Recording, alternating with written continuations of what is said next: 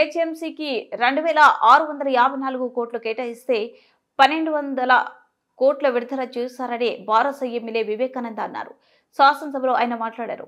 ORR రుణానికి 2000 కోట్ల అభివృద్ధి పనులకు 500 కేటాయించారని చెప్పారు. ఓఆర్ఆర్ రుణం అభివృద్ధి కోసం హెచ్ఎండిఏకు నిధులు కేటాయించిన వాటిని ఖర్చు చేయలేదని విమర్శించారు. జలమండలికి 3385 కోట్లు కేటాయిస్తే రుణాలకి 800 కోట్లు విడుదల చేశారని, రాయదుర్గం నుంచి నడిచే మెట్రో రైలు సర్వీసును రద్దు చేశారు. పాత బస్సు నుంచి చేపట్టిన మెట్రోకు 1100 కోట్లు కేటాయిస్తే 300 కోట్ల కంటే తక్కువ ఇచ్చారు. మూసీ సుందరీకరణకు 1500 కోట్లు కేటాయిస్తే 80 కోట్లే విడుదల చేశారు. గత ఏడాది కేటాయించిన నిధులు కేవలం 25% విడుదల చేశారు. హైదరాబాద్ అభివృద్ధిని విస్మరించినట్లు గణాంకాల ద్వారా స్పష్టమైంది అని వివేకానంద విమర్శించారు. ఖ్యాతి మరి ఎంతో ఇమేజ్ ఉన్నటువంటి సిటీని పూర్తిగా విస్మరిస్తున్నట్టు స్పష్టంగా అర్థమవుతుంది అధ్యక్ష. అయితే ఈ యొక్క హైదరాబాద్ నగరం పైన ఒక విజన్ అంటూ ప్రభుత్వానికి ఉండాల్సిన అవసరం, బాధ్యత ఉంది. అది కూడా దీనిపైన సంపూర్ణంగా అవగాహన పెంచుకోవాల్సిన అవసరం ఉన్నది. దీన్ని ఏ రకంగా ముందు తీసుకెళ్లాల్సిన అవసరం ఉందని చెప్పేసి నేను సందర్భంగా మనవి చేస్తున్నాను అధ్యక్ష. అయితే గత బడ్జెట్ గురించి నేను చెప్పాను అధ్యక్ష, దాదాపు 25% నిధులనే మరి కేటాయించి మిగతాది కూడా మరి ఇక్కడ కూడా ఖర్చులో కనపడలేదు.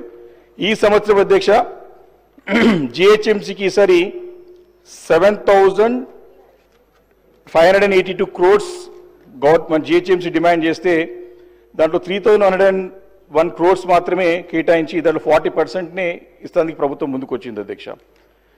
ఈ పైసలు మరి ఈ డబ్బులు ఎలా ఇస్తారో అనేది కూడా దీంట్లో స్పష్టత లేదు. హెచ్సిటీ కోసానికి 4000 కోట్లు అడిగితే అధ్యక్ష 2654 క్రోడ్స్ మాత్రమే ఇచ్చారు అధ్యక్ష. భూసేకరణకు 400 కోట్లు అడిగితే అధ్యక్ష ఇచ్చింది 18 కోట్లు మాత్రమే అధ్యక్ష, అంటే కేటాయించింది. అంటే ఇక్కడనే అసలు సంగతి అంటే సీరియస్నెస్ ప్రభుత్వం యొక్క కమిట్మెంట్ అనేది ఇక్కడనే అర్థమవుతుంది అధ్యక్ష. ఎందుకంటే పనులకు 2654 కోట్లు కేటాయించారు కానీ భూసేకరణకు మాత్రం నిధులు కూడా సరిపోయేంటే 18 కోట్లు, 400 కోట్లు అడితే 18 కోట్లు ఇచ్చారంటే భూసేకరణ కాదని చెప్పి స్పష్టంగా అర్థమవుతుంది అధ్యక్ష. అంటే మళ్ళొకసారి ఇది కేవలము కాగితాలకి మాత్రమే సాటిస్ఫాక్షన్ చేసే విధంగా, క్షేత్రస్థాయిలో సాధ్యపడని విధంగా స్పష్టంగా అర్థమవుతుంది అధ్యక్ష. ఈ రకంగా ఎట్లా ముందుకు పోతారని ఖచ్చితంగా మంత్రి గారు తన సమాధానంలో చెప్పాల్సిందిగా నేను వారిని డిమాండ్ చేస్తున్నాను అధ్యక్ష. అదేవిధంగా జలమండలి మీద అధ్యక్ష ఇప్పటికే 1500 కోట్ల రుణం ఉంది అధ్యక్ష. గోదావరి 2-3 దశల కింద మరో 2250 క్రోడ్స్ భారం మోపనున్నారు. 8000 క్రోడ్స్ అడిగితే 3385 క్రోడ్స్ మాత్రమే కేటాయించి పోయిన సంవత్సరం లాగానే మరి ఈ సంవత్సరం కూడా ముందుకు తీసుకెళ్లి అందులో కేవలం పోయినసారి కూడా సేమ్ ఇదే ఫిగర్ ఇచ్చారు అధ్యక్ష. కానీ దాంట్లో తిరిగి చెల్లింపు అంటే మా బ్యాంక్ రుణాలు కానీ దానికి కేటాయించి 800 క్రోడ్స్ తప్ప అభివృద్ధి పనులకు ఒక్క పైసా కూడా ఇవ్వలేదు అధ్యక్ష.